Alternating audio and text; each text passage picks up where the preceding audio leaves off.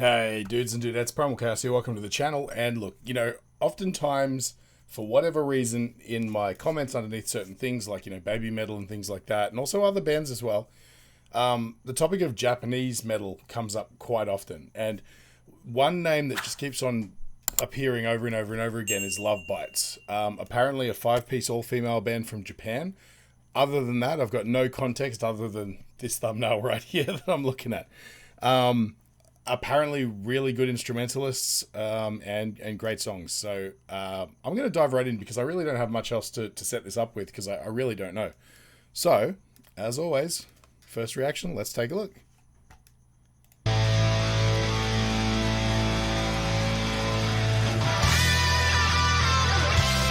Already good.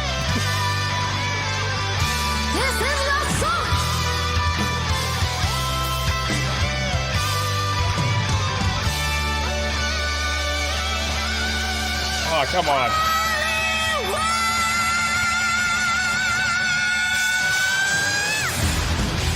Nice.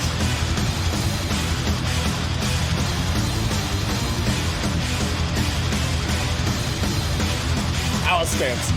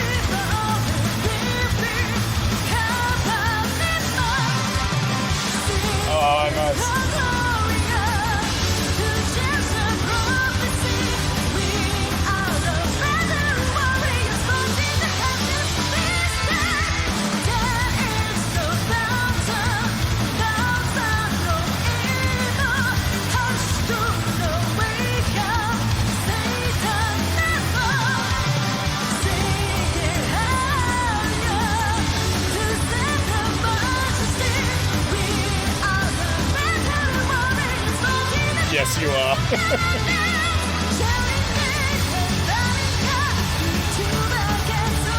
This is insane. Like there was just a modulation in there. I mean, the riffs are cooking. They really are. I don't know. I mean, do these guys write their songs? The thing about a lot of Japanese metal is that there's a lot going on behind the scenes. With this whole, I mean, Japan, Korea, wherever. There's like a lot of other factors that go into the performing arts, so to speak. I'll be really curious to see what's going on with these guys because they're playing these songs like this is absolutely legit. I don't want to come off like I'm being diminishing, like as if they could play them. Of course they could, right? You just have to look at my YouTube shorts. It just constantly just shows me videos of incredibly talented female guitarists, which is fine by me. I love seeing that.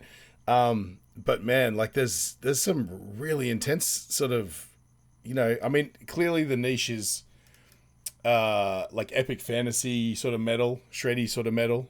And they're hitting all the stops, man. This is so cool. There's elements of like Iron Maiden, obviously, particularly in the timbre of her voice. Again, it's kind of like that sort of, she's got that sort of huskiness that implies the sound of a guy singing in mix. Like that mixed voice, which is like a halfway between a falsetto and a full voice.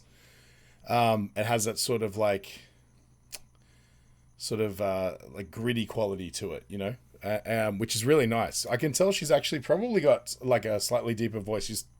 Again, I don't think she's a soprano. I think she's probably like a mezzo who can hit high notes. But man, I'm overwhelmed. This is just so much coming at me at once. I was noticing some really cool like little... if you'll indulge me for 1 second, like little tapping things they were doing with like, just like some little tricks like that, which was really neat. But it's those, with metal, it's those little flashy things you notice, but what fundamentally what is so good is just the general riffage that's going on. I'm going to go back. I need to hear a lot of this again.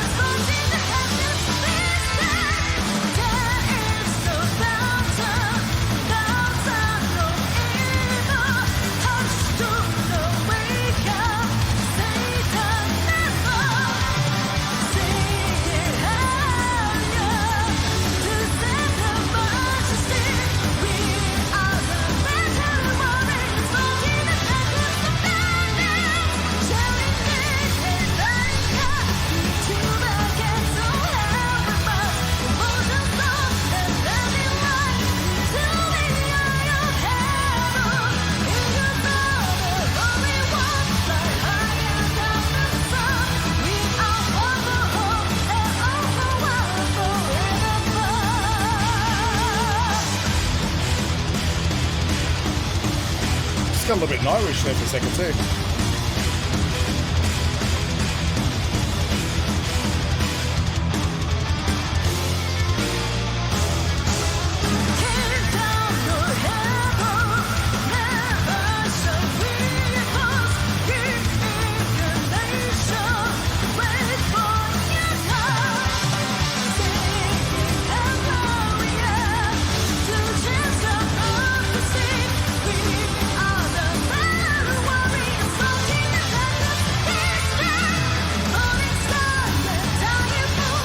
Does this just keep on modulating up? It's hard for me to tell, but I feel like it just keeps on. There's like key changes like every verse. Yeah, I'm feeling there's like influences here. It kind of reminds me. I might be misremembering, but I'm certain like it's been years since I listened to them. But maybe Angra has a lot of this sort of vibe as well.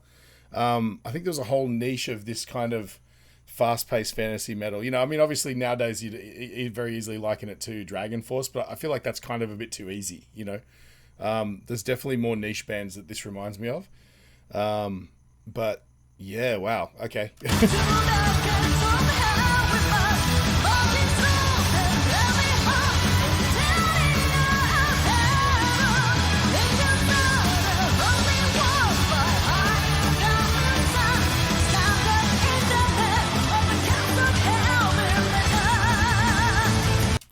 I just want to call out, right? This song has very little space for breath, right? As far as singing goes. She's just consistently up high, rapid fire delivery. There's very little time to take breaths. And look at her posture. You'd swear that she was just standing still, you know? Like, admittedly, she's not running around or anything, but you couldn't. Like,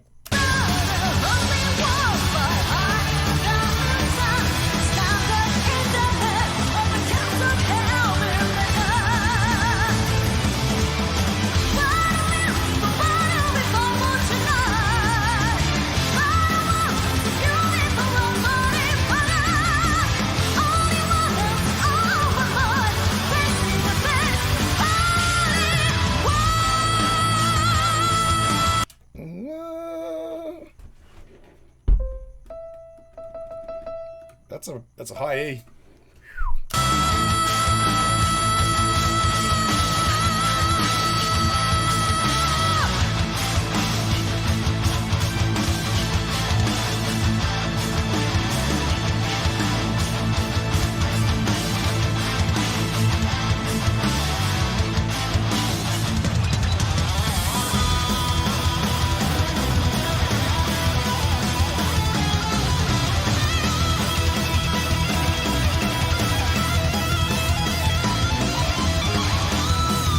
Oh, nice.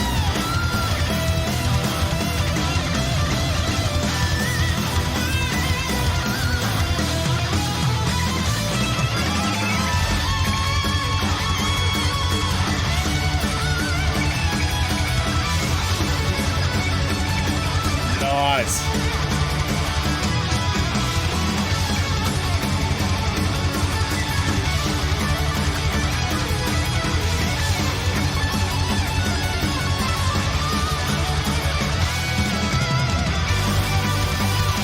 Now we're gonna do harmonized parts. Yeah.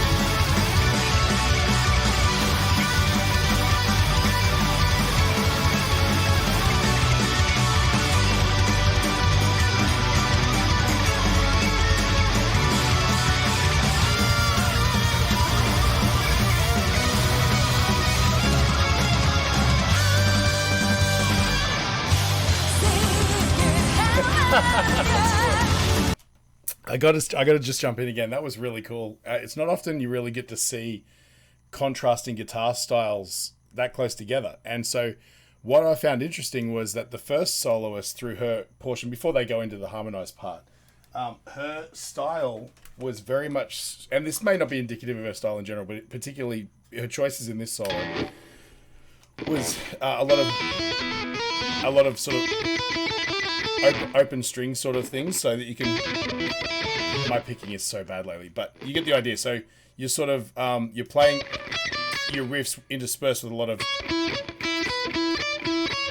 open strings like that, and then she went into a fair bit of tapping sort of stuff, Whereas the second soloist was much more about just scales and modes. So she was doing a lot more just fast finger movement as opposed to like other techniques. It was more, fretting note and picking rather than sort of jumping around and doing sort of more finger acrobatics. So it's really interesting to see, like, they're both really slick players, but very different styles, which was very cool.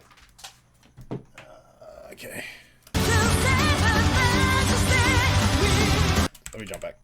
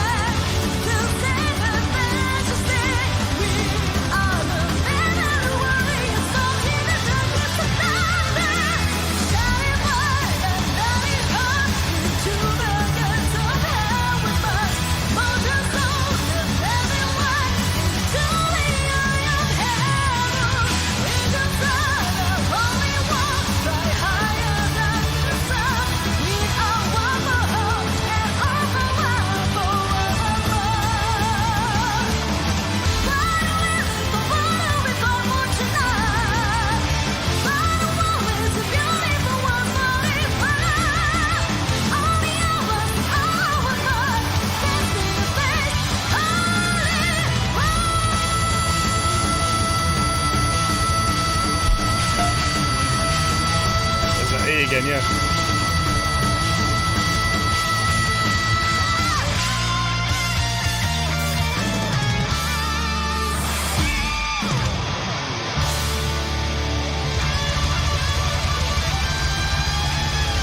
Thank you so much.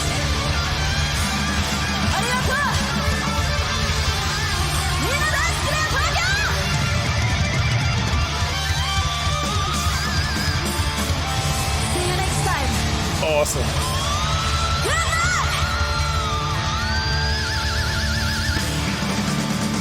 There's some Herman Lee whammy bar action.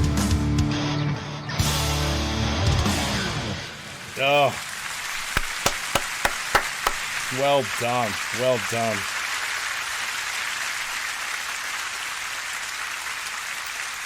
All right, we'll be right back after the ad break. Hey guys, this video is made possible by Enchroma. 1 in 6 guys and 1 in 200 women are colorblind, and if that happens to be you, there's something you can do about it. Click the link in the description, it'll take you to Enchroma's website where you can get a free eye test. And while you're there, maybe pick up some corrective lenses. They've got styles to suit everybody and a 60-day money-back guarantee, so you got really nothing to lose. And while you're there, use the code CHAOS in checkout to get 10% off. Tell them Primal Chaos sent you. All right, and we're back. Wow. Look, to be honest with you, I didn't know what to expect. And by that token, I guess I didn't know whether or not I expected that, but it was amazing. That is really, really cool. More and more I'm finding that I can really get behind some good old gallopy fantasy shreddy metal, and this is exactly that. Excellent playing across the board. I mean, let's hear it for the drummer too, man. That's an intense song.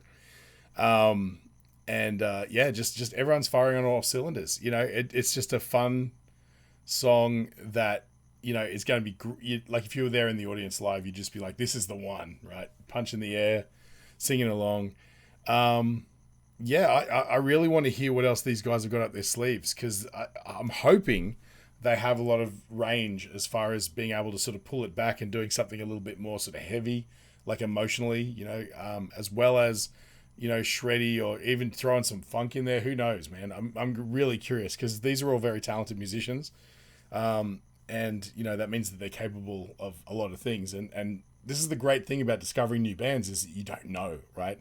It's up to you guys to tell me, because the problem is I can't go deep diving because I don't want to ruin any future reaction videos. So let me know where I should go next. That's probably the best thing to do in the comments.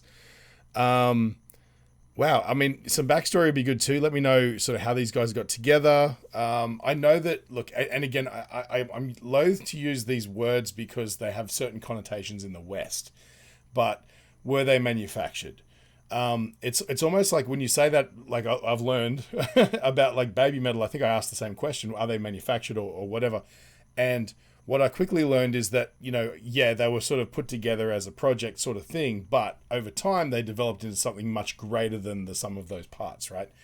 And I'm curious about these guys too. Were they put together as like a record label thing, or as, you know, as like a production thing, or whatever, or did they just organically form like any other band?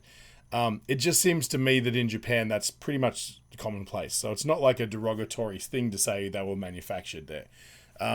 People tend to be a lot more cynical about that over in the West.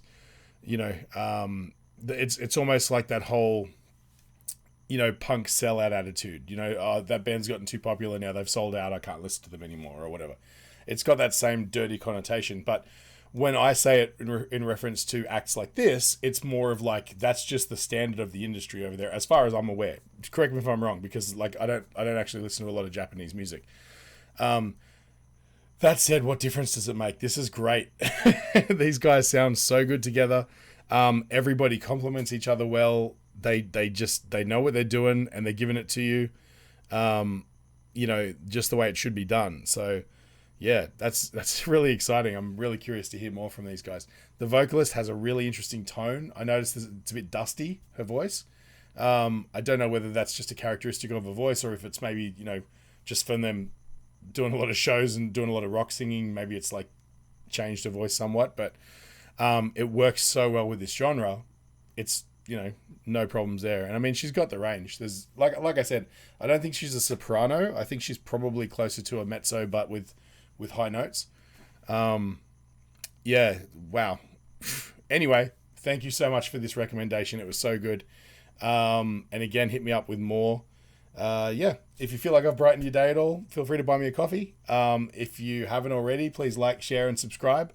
Appreciate that as well. Send me more of these Japanese bands, man. Maximum the Hormone kicked my ass. Baby Metal was awesome. I'm going to do more of them. Relax, because I really want to see how they've evolved. Like, Gimme Chocolate, I know is pretty like formative for those guys. Really want to see how they've adapted and changed over time. I mean, I know that they've done some collabs with some acts that on paper I wouldn't have thought would work. So I'm curious, maybe I'll check out a collaboration next. You know, that might be something interesting. So yeah, thanks again, guys, and I'll catch you on the next one.